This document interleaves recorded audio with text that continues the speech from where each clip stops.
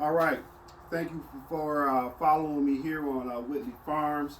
This is one of our first videos that we're going to post not only to YouTube but to Facebook as well as Instagram. We're finally up and running, and today we're going to do something a little bit different, a little bit unorthodox.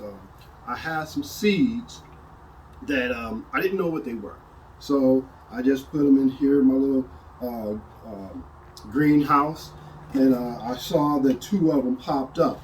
So the rule of thumb is when you're transplanting seedlings is if you see more than 3 leaves, you want to transplant it. Normally, if this was a crop, I would be transplanting it into the ground, but I don't know what this is.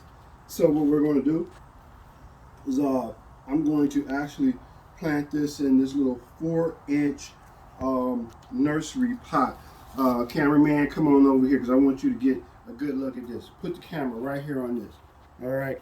So if anybody knows exactly what this is, you know, that's great. Comment in the comment section. Oh, and don't forget, if you like what you see today, hit like on the YouTube button.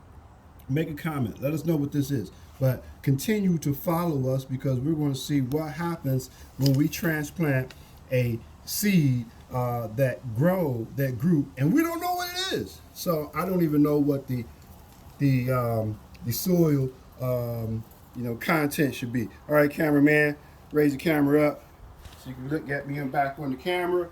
All right, so I'm going to take my little spoon here. Again, like, this is totally unorthodox. So I want you guys to keep following me so we can make this thing grow and find out exactly what it is. So I got my little spoon here. I'm gonna dig down to the other side. Don't want to really damage the root. So I got this boy up, right? Again, we don't know what this is. Because we don't know what this is, I really don't know what type of soil base I should be putting it in. So what I'm going to use is just some basic organic Miracle-Gro soil. I'm going to put in this little 4-inch potter. The best way to actually transplant is actually whatever you put in is to make sure that it's already wet. So we're going to pour a little water here to get the soil nice and moist, whatnot. I'm going to just stick my finger in here, you know, just to dig me a little hole right here.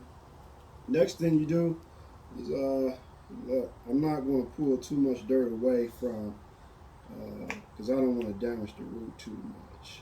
So I'll just take a little bit away from it. And I'm going to plop it right on in here.